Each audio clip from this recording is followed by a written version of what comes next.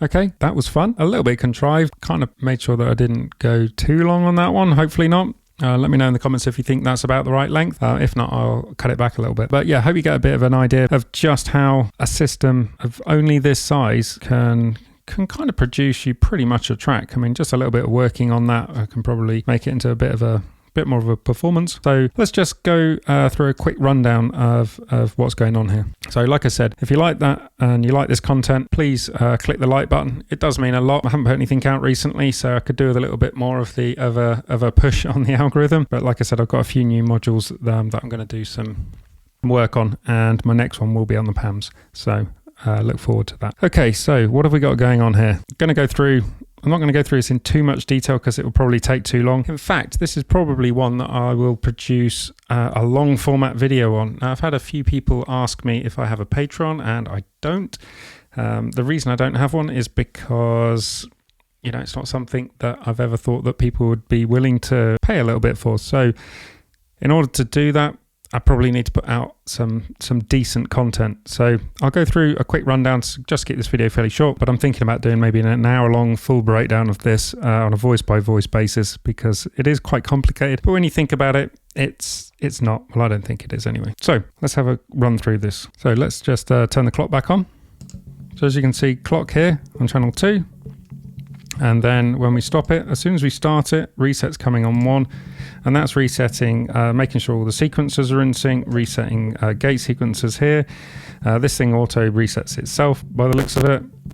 It also makes sure that the dot is reset, and the mimetic and the Clep Diaz here, just so that everything always starts on the same beat. So yeah, very useful having a reset over here. So there's a clock on the reset. Let's start down here. Let's start with the effects change. So BIA here is just in alto mode. It's not even that sounded quite high pitched. It really does come out high pitched if you go up into treble mode. So I've just got this at a medium level setting. And then here I'm using my mute. So I'm not currently muting this, it's just muting itself by the filter. So let's just turn this up. And then I had the regen up really high. Huge effects here, and this is just giving us massively washed out reverb, probably too much. You probably wouldn't want to record it like this, but yeah, it sounded quite good in this track, so just turned everything up.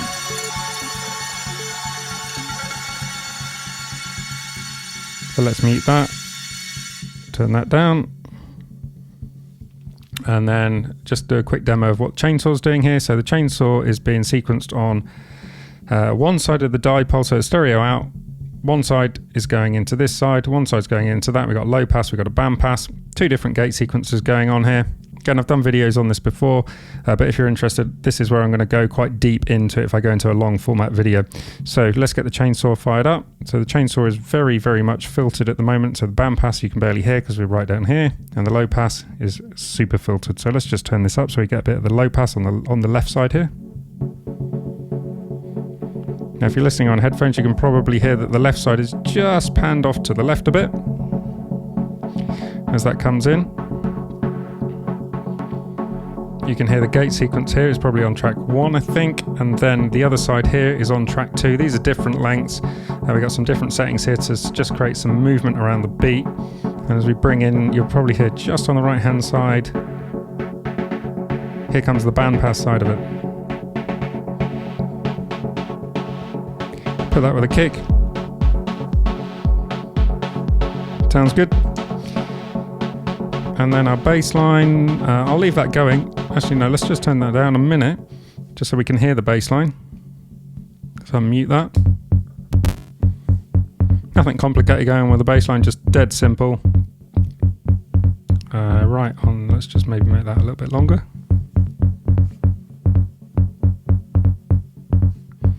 And then put that with the kick. Then it starts sounding rhythmic. Bring back in the chainsaw. And that's the basis of the patch, really. All I was doing was playing the stereo filter here between the 2 different sides.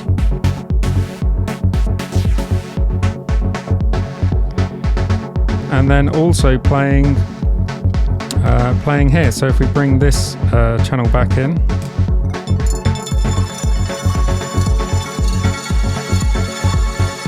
can pretty much turn it off just by lowering this. This is again bandpassed. I don't like too much low end down there, so kind of you've got a bit of low end down. You've got low end here, you've got low end here with a kick. So this is kind of bandpassed because we've got all that reverb going on. So very, very rudimentary mixing there. And there's our effects chain. You can control the effects on the mutes. And then I'll just briefly mention what's going on here.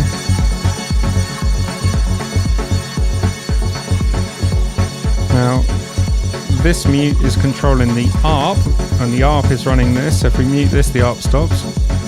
It'll just keep playing the same note.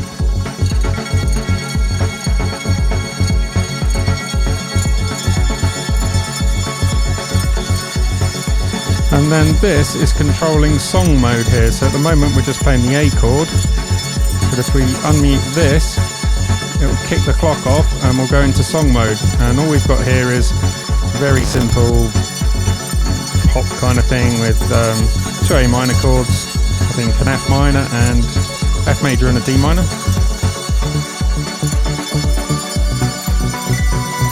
And then a couple of hats here as well.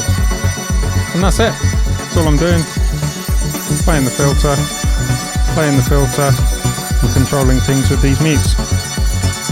There's a fair bit going on here for the modulation from Mimetic. Clep Diaz is doing its thing as well.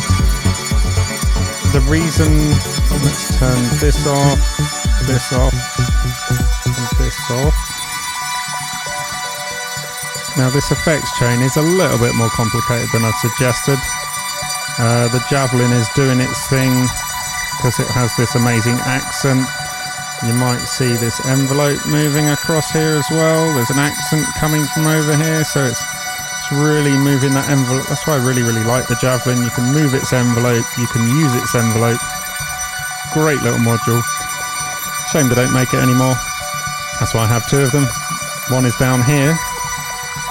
Oh, just to mention there then, so one is down here because I'm using the envelope for this voice, but actually the Javelin is my second envelope, so I have both sides of this going through two envelope VCAs, then into the stereo filter, so that's probably why this looks a bit strange up here that you're only seeing one envelope, because this envelope, there is a cable coming off screen here that's going through here. But like I said, I'll do a long format video on that so that you can fully appreciate what's going on. The only things that aren't being used here are the U scale, because I just don't need it. I've got Sinfonion running everything. Sinfonion manages everything staying in tune. Watch what happens when we go into song mode. The ARPs change, so at the moment the ARP is just playing consistent note. We're stopped on the D minor chord there. Listen to the effects. The ARP's moving.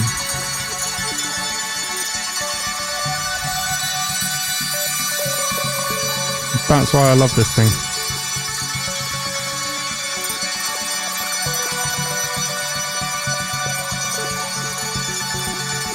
Yeah, U-scale's not being used for that reason. And the muscle, again, like on a previous video, I do love this thing. As a performance compressor with sidechain, it's great. But because I'm using the ES9 here and recording every single output separately in separate stems, I can control the sidechain far better in Ableton.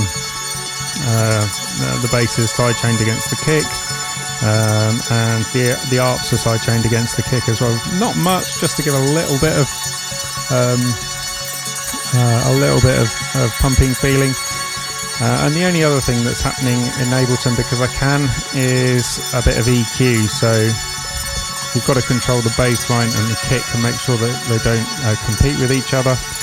And again, also the effects, you're taking out all the low end out of the effects. So just some rudimentary mixing. I'm not very good at it, but just try and place the instruments in a different part of the spectrum. So yeah, that's it for this one. Like I said, if you do like it, click the like. But as I always say, if you didn't like it, click the dislike. But let me know. Let me know why you hate it as much as why you like it. All comments are valid. All feedback is valid.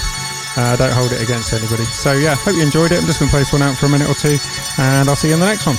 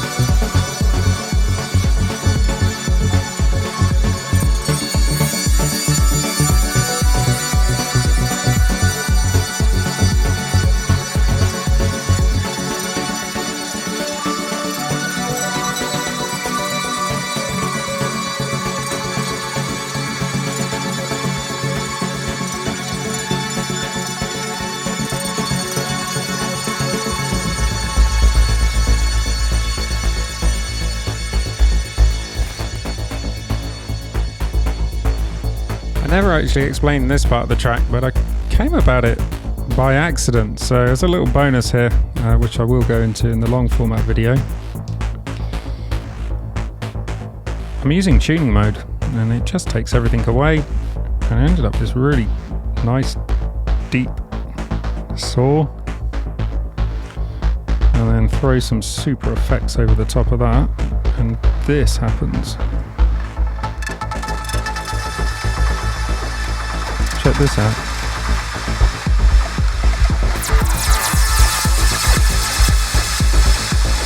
Can't resist that.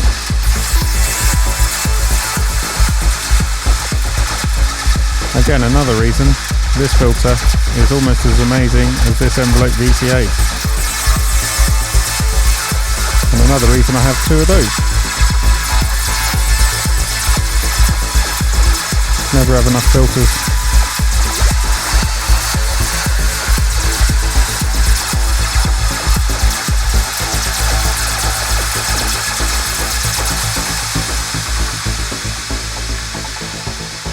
So yeah, see you on the next one.